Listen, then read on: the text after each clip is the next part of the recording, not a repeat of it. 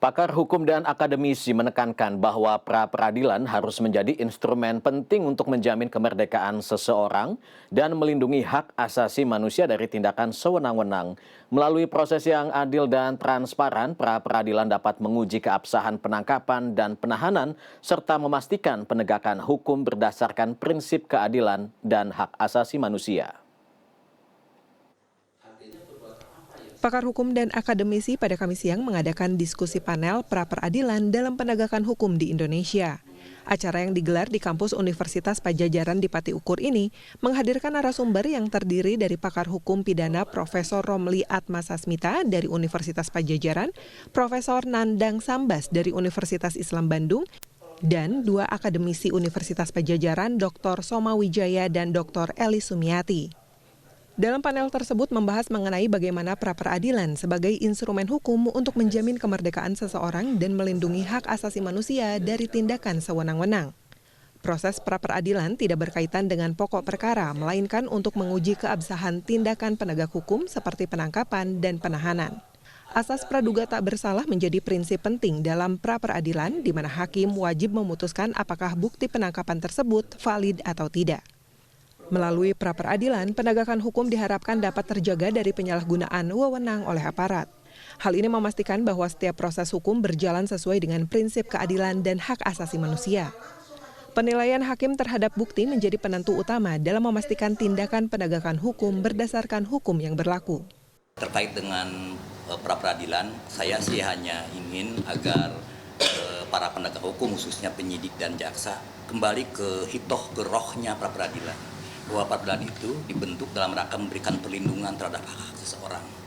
Oleh karena itu, jangan sampai dijadikan pra-peradilan ini hanya main-main saja, hanya kamuflase saja, seolah-olah melindungi warga negaranya, tetapi malah kontraproduktif. Hak-hak seseorang malah tidak dilindungi. Jadi itu mungkin yang perlu kita sadari bersama, terutama para penegak hukum yang punya kewenangan untuk itu, agar benar-benar menerapkan dan memahami betul filosofi tadi Prof. Romli sudah memaparkan tentang filosofi dari pra-peradilan, ya, bahwa seseorang, apalagi dalam KUHP bahasanya adalah orang yang patut diduga, ya, sangka baru diduga melakukan tindak pidana, jangan diperlakukan semena-mena sehingga merampas hak kemerdekaan seseorang. Dalam diskusi panel tersebut, pakar hukum dan akademisi juga menyoroti mengenai keputusan Hakim Tunggal Pengadilan Negeri Jakarta Selatan yang menolak pra-peradilan yang diajukan Tom Lembong dalam kasus dugaan korupsi impor gula. Di antaranya menyoroti hakim pra-peradilan harus menjamin terpenuhinya prinsip keseimbangan atas argumen dan bukti baik dari pemohon maupun termohon, termasuk memeriksa dan memutus penetapan tersangka telah memenuhi bukti permulaan untuk menetapkan sah tidaknya tersangka. Penilaian tidak hanya secara kuantitatif memenuhi minimal 2 alat bukti, tetapi juga secara kualitatif melihat kekuatan dan cara perolehan alat bukti. Hal ini penting karena kekuatan pembuktian masing-masing alat bukti berbeda dan minimal 2 alat bukti tersebut harus relevan dengan perbuatan atau tindak pidana yang disangkakan sehingga dapat tercipta putusan yang adil dan seimbang. Hakim harus memastikan bahwa diktum putusan jelas dan harus mencakup semua elemen penting untuk memastikan kepastian hukum. Ketidaklengkapan dalam diktum dapat menyebabkan ketidakpastian hukum, tadi juga sudah dihukum, dan kesulitan dalam pelaksanaan putusan.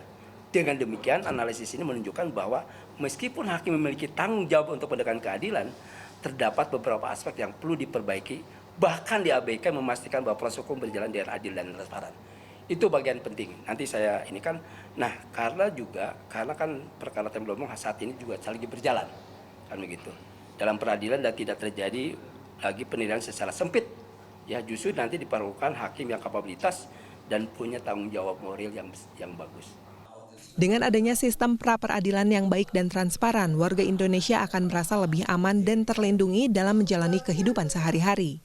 Pra-peradilan yang berfungsi dengan efektif dapat memastikan bahwa setiap proses hukum dilakukan secara adil, tidak memihak, dan sesuai dengan aturan yang berlaku, sehingga mampu mencegah tindakan sewenang-wenang dari aparat penegak hukum. Mita Handayani, Kaffi Jati, Bandung, Jawa Barat.